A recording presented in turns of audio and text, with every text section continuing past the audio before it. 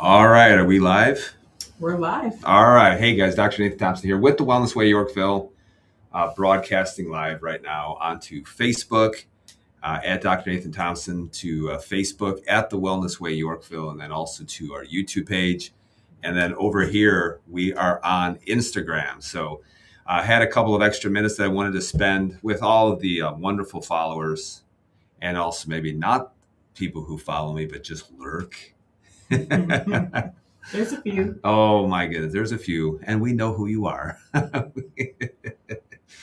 um, so we have about 35 minutes for a live question and answer. So if you have a question right now, just go ahead and ask that question. I'll do my best to answer that or to point you in the right direction as far as where you should go. So, any questions from you, Leanne?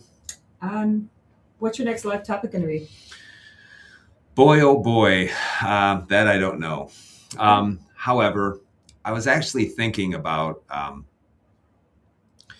doing a live topic about what does your spine need to look like. And I think a lot of people really, when you talk about the field of the spine, the nerve system, proprioceptive input back to the brain, I think a lot of people forget that as far as the whole physical aspect of working on getting your health back.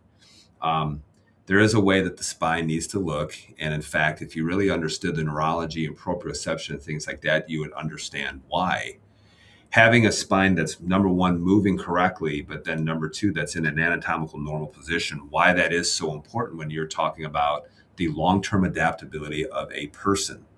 Not every problem that a person has can be attributed back to the spine, because you also have to go back to the whole idea of chiropractic and saying that, yes, it can be physical, it can be chemical, and it can be mental. So, this is why I could have a perfect spine. And, but if I put a gun to my head, pull the trigger, then that at that point, that doesn't matter. In fact, there's a lot of people who come in and that are getting adjusted. And I know that they're running with elevated blood sugars. And if they have elevated blood sugars, the thing that they need the most, because elevated blood sugar damages the soft tissue, and it can create a lot of chronic pain for them. But the thing that they need the most is to put down the cookie, so that's why all of that is important. It's very important, but you need a lot of different things in place in order for you to be able to have the health that a lot of people desire, and also think a lot of people deserve. So, question on Instagram. Yep. Marina asks, what things to help with borderline hyperthyroidism? There's also mixed advice on iodine for underactive thyroid. So, how to help with the thyroid? Okay. Thank you very much, Marina, for the question. And if you're watching on Facebook or on YouTube right now, just go ahead and if you have a question, put it in the chat. We'll be able to see it here just a little bit. And over there is over on Instagram. So Leanna's running she's running the Instagram. So there is definite hypothyroidism going on. Borderline. Okay. And then mixed advice on iodine. Okay. All right. So one of the first things when it comes to the thyroid is I will always say is get it properly tested. Most medical testing are not looking at the full picture as far as the thyroid. In fact, go back and watch the live video that I talked about with the thyroid, and I showed the actual thyroid panel that we run and how it is 4 pages long. So I mean, it is checking a lot of different things. But if someone does have hypothyroidism, the first thing that I would ask them is okay, is this really a true case of hypothyroidism? And I'll give you a perfect example.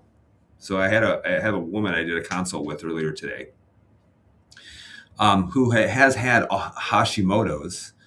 And so she has had damage to her thyroid, which is why she's got high circulating thyroid peroxidase antibodies. And but she decided to go, instead of going on Synthroid, she went on, a desiccated thyroid. So she is, replacing, and she needs to because of the damage that's taking place with the thyroid. So she's on a desiccated thyroid, which does give her a little bit of T3, T4, rather than just dumping in T4, which is the inactive thyroid hormone. However, her labs never look normal. In fact, that's why doctors never want to do it, because the labs never look normal. And in fact, she was actually very low in T4. But then when you look at her T3 is completely normal. So I'm like, you're fine, because the active form of thyroid hormone is it's actually doing really, really well. And that's the one that you're using and you have sufficient amounts of it. But if someone does have low thyroid, one of the first things you need to do is get a proper thyroid panel done. So you need to be looking at T3, T4, free and total. You need to be looking at TPO, TGA antibodies. You need to be looking at cortisol levels. And in fact, many times thyroid is just a response of other things that are going on, which is why many times you just can't look at just one thing. You just can't look at your thyroid because the thyroid is really responding to stressors. But the whole idea as far as iodine and, don't take iodine because it's like, I hear this because someone learns it from from a social media influencer. Iodine is like throwing gasoline on the fire. It just makes it worse.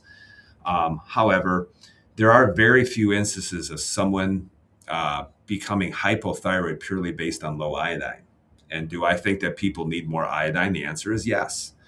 And it all depends on what is causing the hypothyroidism. Many times, more often than not, it's actually an autoimmune condition. So at that point, it's not a thyroid issue. The thyroid is where you're having the symptoms, but it's really an immune system issue. And you got to make sure that you are calming that down.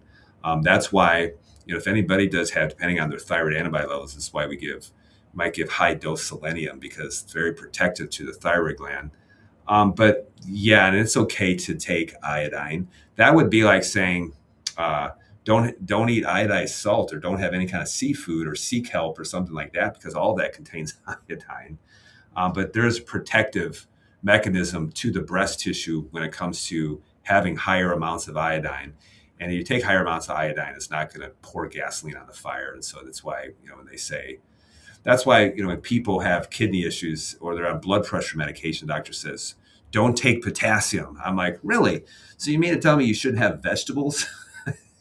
That's how stupid it becomes. She did say she got all tests done, all details for it, T4, T3 poor conversion. And could you please specify the report you mentioned? What the test for? Well, the first thing that I would say is go and I'm going to bring this up. This person won't be able to see this, but we'll bring it up if you're watching on YouTube or if you're watching on Facebook. But the first thing that I would say is please work with the Wellness Way doctor. Okay, so go to thewellnessway.com and then because you'll see it pops up on our screen if you're watching the broadcast on Facebook or YouTube, and then just type. You'll see the button that says Find a Clinic. Type in your zip code or where you're at, and then you can find a Wellness Way doctor that's closest to you. So I don't know where it's Marina. I don't know exactly where Marina is from, but you can find someone that's close to you, and then they can order the right testing for you. But the more important, because people says, "Well, about testing?" I'm like, you can get testing until the cows come home, but the problem is what on earth are you going to do with it? So it requires someone to know exactly what to do with it. But if you are having low levels of T3 and normal T4, then that's a conversion issue that's going on. So if you have a conversion issue going on, then the problem is he's got to see where does the body convert, T4, which is going to be in synthroid or levothyroxine. It converts it in the kidneys and the gastrointestinal system in the liver. And so that's why you got any stress into those areas, you can have poor conversion of that. And that's why some people can be on thyroid hormone. They're like, I don't feel any better being on it because they're just not converting it into the active form at all. And that's why doing complete testing will make all the difference. Yep.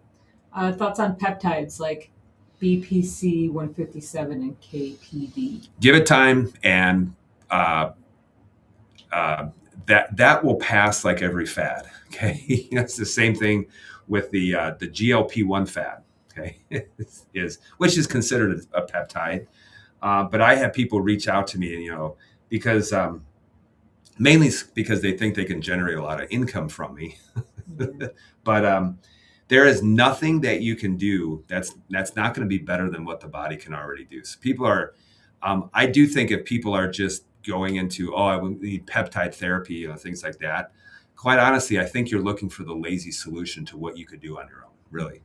So I have people who reach out to me, be like, will you promote this? I'm like, absolutely not. I will not promote it. And in fact, if you think I'm going to promote BP, whatever, these peptides. I'm like, go and watch my live videos on what I say about GLP-1s, so, you're not going to do that. The reason why I say that is that the atom prototype doesn't need to be improved upon. It really doesn't. So, but people are always willing to do some kind of shortcut, take peptides, for muscle growth or recovery or things like that. And I'm like, there is nothing that's going to be more beneficial than what I tell people to do, especially so. But no, absolutely not. Yep. Is Reta good for fighting breast cancer? RETA. Haven't heard of it.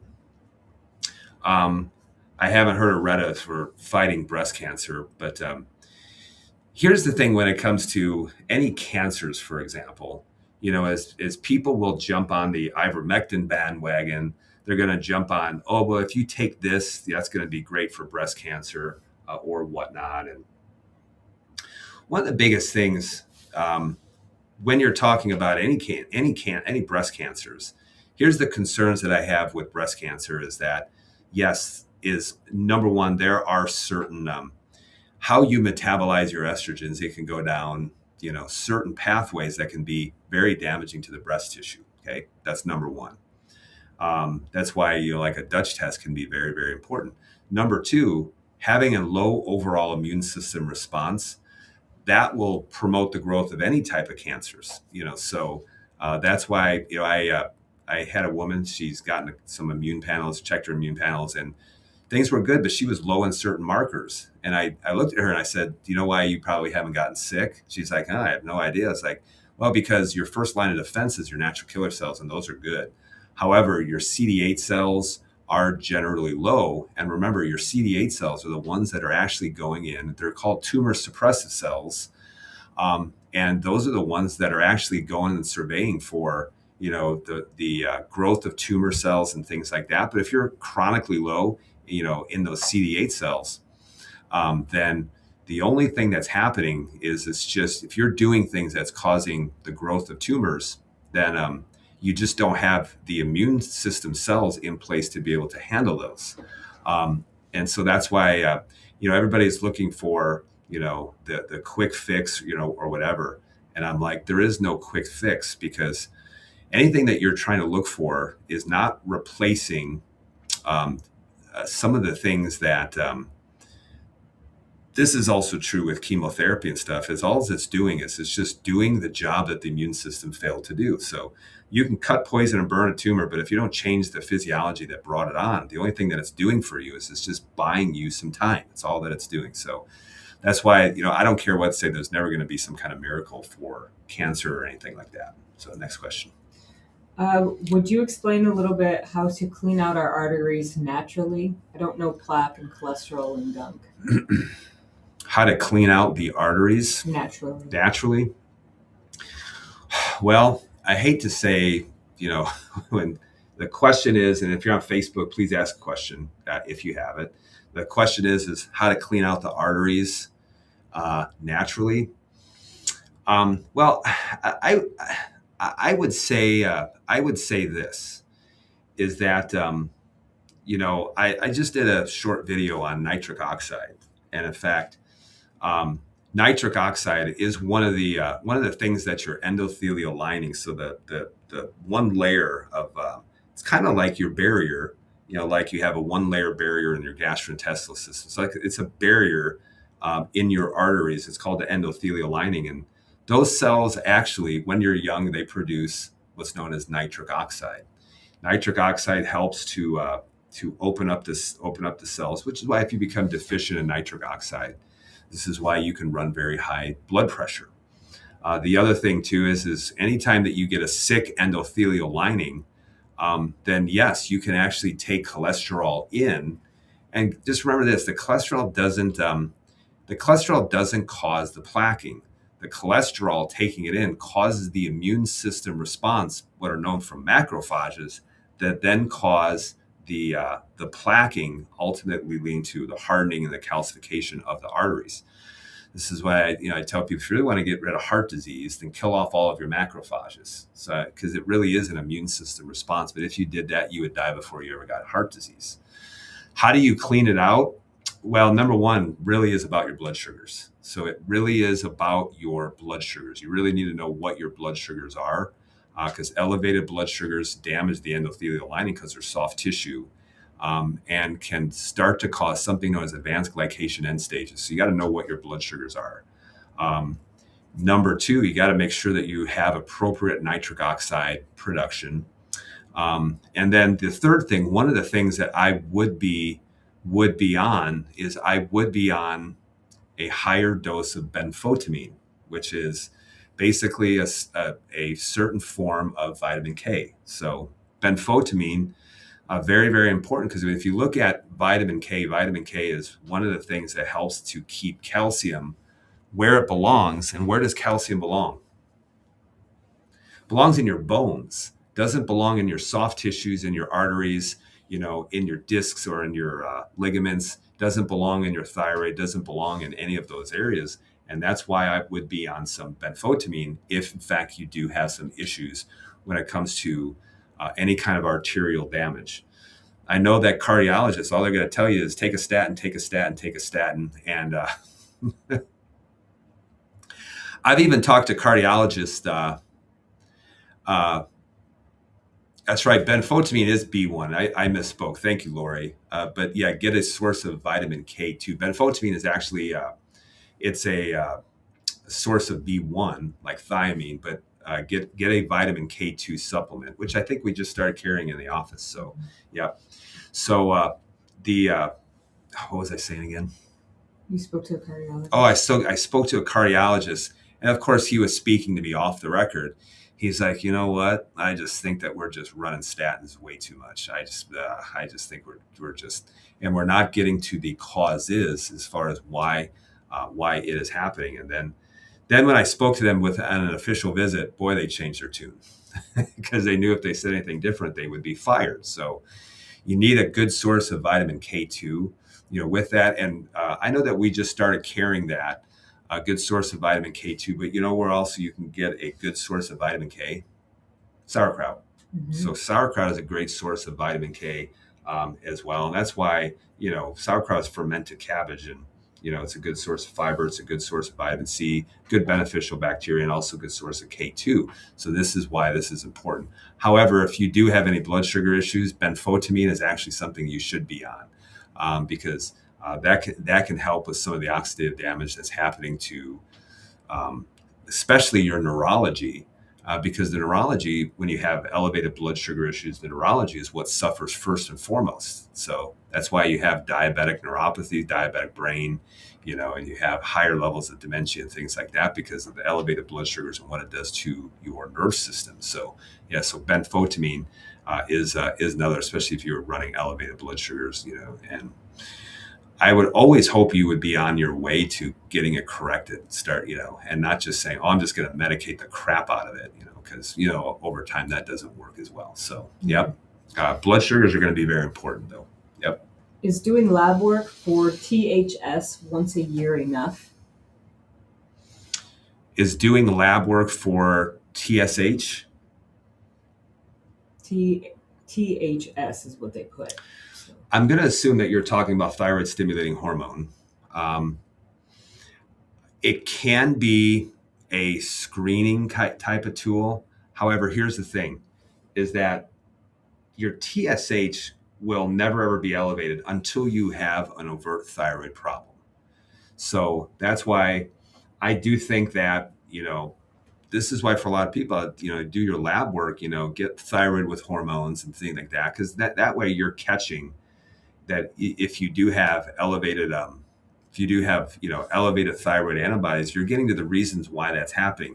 You don't want your immune system to chew away at your thyroid so much so that now it's causing low thyroid output and it's causing an elevation of TSH. So I don't think TSH does anybody justice if you really want to know about the thyroid or things like that. So, yep. You can do it as a screening tool, but the biggest question that people will say is, well, why doesn't my doctor do more comprehensive testing? And I'm like, that's because what's the doctor have for low thyroid? They got one solution, thyroid hormone. Yeah, it's going to be Synthroid. Why would they look for anything else if they can give you one solution?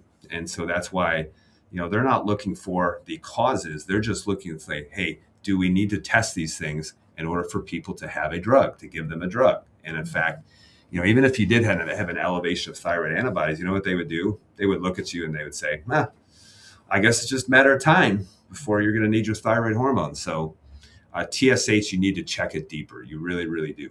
So, yep. Any other questions? All right, we got about 15 minutes. Lori, thank you very much on Facebook for correcting me. Okay. So, yep. It was, I do know that, although sometimes I'll just get so excited and I'll say the wrong thing. So thank you very much for correcting me. So, yep. But the vascular lining, and in fact, when people ask me, well, what supplements do you take? And I'm like, honestly, if you looked at what I took, it's quite a bit. I mean, it is. I mean, do I take medicinal mushrooms? Mm-hmm. Yes. I take chaga. I take reishi mushrooms. Do I take some kind of desiccated organs? Yes. I will take desiccated liver. Do I take vitamin D? Yep. Do I take vitamin K? Yes, I do. Do I take a separate B vitamin? Yes, I actually will take a separate B vitamin as well, only because I tend to stress out. Yeah. Did you know that? I tend to stress out, a little bit. So, so I do all of that. But just remember this: is that it's not replacing what I'm trying to do with lifestyle. So I don't have a sassy lifestyle. I mean, it's 8 to 9 hours of sleep every single night. It's getting in, basically doing CrossFit 4 times a week, getting in some weightlifting, and it's a pretty strict no sugar diet, as well. And so I'm trying to do things as right as possible. But here's one of the things that I realized: the older you get, the less room for error that you have. So there's a lot of people who have, it's like sassy behavior at 20. And I'm like, okay, well, wait till you're 40, or wait till you're 50. And this is why when someone's coming in and they're on 4 meds, 5 meds, and they're 65 years of age, I'm like, you better not mess this up, because your room for error goes way, way down the older that you get, more damage that you start to accumulate. So, yep, there's no doubt about it. So I'm going to bring this one up. What are the essential vitamins people should take? Sharon, I honestly I don't know the answer to that question. That's a good question. In fact, I'll bring that up right now. So, the essential vitamins that people should take, without knowing how you are eating or things like that, I think that's a pretty impossible question to answer. However, one of the things I would, because when we talk about vitamins, I'm like, well, what are you talking about? Are you talking about like B vitamins or vitamin C or D or things like that? One of the things I do think that people should consume pretty regularly is liver. Okay. I would say take liver, eat liver, or if you refuse to eat liver, you can take a desiccated liver. Let me bring this up. I'll share the screen window. There we go. This is this one right here. All right, so Sharon, if you're watching this, click on the link tree, and then you can actually go and order directly from our website. But I think a desiccated liver for a lot of people can be a good start. Mm-hmm. And the reason why is that liver is a food. However, liver is going to be very, very high in B vitamins. So it's going to be high in vitamin A. It's going to be high in CoQ10. It's going to be high in zinc, selenium, and things like that. Liver is very important. Please don't ask the question, well, the liver is toxic. No, it's not. The liver doesn't store toxins. It metabolizes them. So liver, I think, is very important. And in fact, for a lot of people too, I do think they need to be on D3K2. So I don't see very many people blow high in vitamin D if they're taking 5,000 IUs per day. And a lot of that's dependent on how well you absorb it, because it's a fat soluble vitamin. And it also can be dependent on if you have your gallbladder or not. So I think, starting off with desiccated liver, vitamin D3, I think is a good start. But there are some other things too, depending on if you have acid reflux or if you tend to have a lot of food allergies or gastrointestinal hyperpermeability and things like that. But I think that can be a good start for a lot of people, especially if they're just like, I have no idea, where I should start. I also do think that people should be uh, increasing their potassium quite a bit.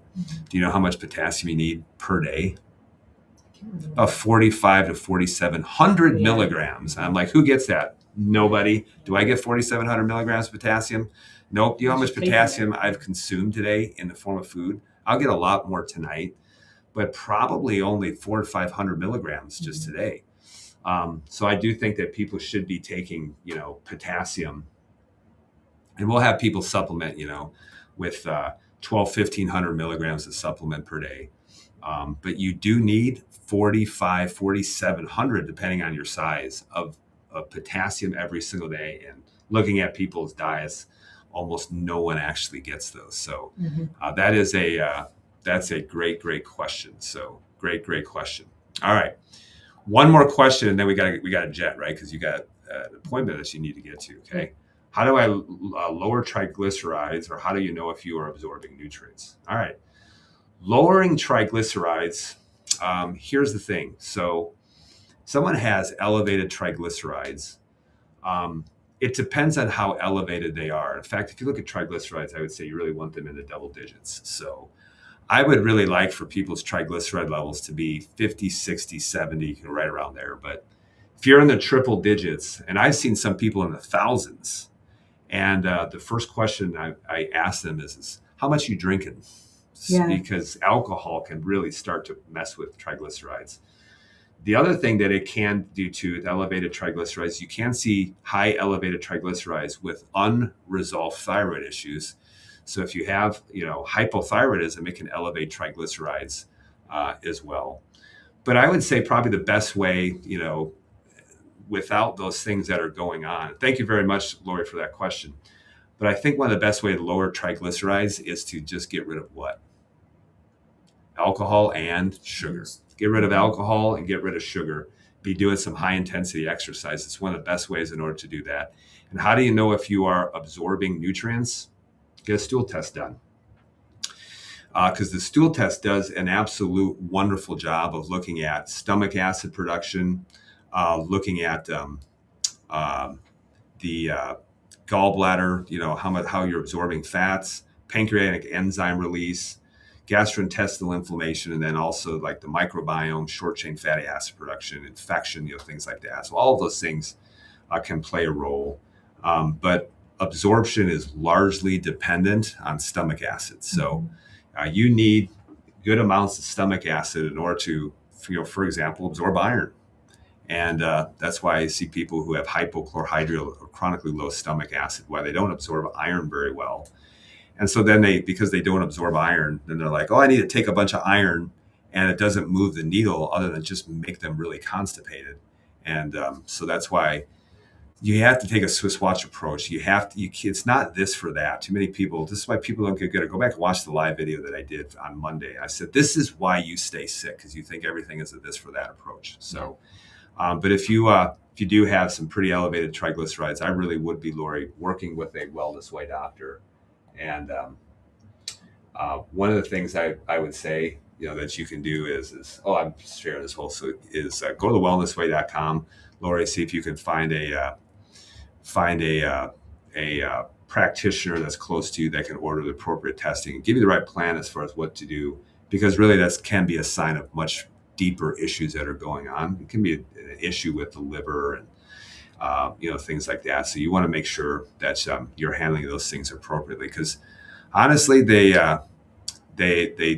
with triglycerides, there is no medication to lower that down. In fact, doctors are like, we have no idea. Although they tried in the past with fish oils. Do you know that? They tried, dousing people with fish oils with very limited success, but, it doesn't mean that fish oils are bad. You don't take fish oils to lower down triglycerides. You take fish oils because you need those essential fatty acids, EPA, DHA, and things like that. So that's why I would be taking, fish oils, or going on cod liver oil, or eating cod livers. Those things those things will be very good for you. But Laura, just go to the Wellness Way. You go to wellnessway.com on the screen. Or if you're from the Chicagoland area, get registered for the inflammation events. If you go on Linktree, that you'll see right here at the very top, you'll see that little thing jiggling back and forth, and that actually is where you register for the inflammation event, which is an in-person event that we do every 3 weeks. The next one is March 17th to Tuesday at 6:00 p.m. So that will be your ticket in to be working with me one-on-one at that point. All right. So any other questions? All right. Awesome. All right, guys. Leanne has to scoot, so we will close this out. Thank you guys very much for joining this live question answer. Thanks for asking questions. I appreciate that. Make sure that you like our page. Make sure you follow our page. And then, two, go and watch the live broadcast from Monday, because you know what I went over on Monday? Hair loss. Reasons for female hair loss, and there's really 6 different things that you need to look at. And so this is why everybody thinks, well, I need to put something on my hair. I need to, put a special shampoo on it or something. I went over, here's why you're actually losing your hair, and here's where you need to start looking at, as well. So go back and watch that video. Facebook deletes it after about 30 days. So, if you're watching this maybe a little bit later, you can go to YouTube and you can watch it under lies. If you just go to Dr. Nathan Thompson on YouTube, you can catch it from Linktree. You'll see the link there on there. And then you'll see lives, and then just watch that latest live broadcast that I did about that. All right. So, all right. Awesome, guys. Today is Wednesday. All right. Wednesday. We're almost done with the week. Guys, thank you very much for joining us on this live broadcast. Be well, be blessed. Remember who you are. We'll see you next Monday for our next live broadcast. So thank you very much, and be well. Instagram, we'll see you. Thank you very much for your questions, and we'll see you soon.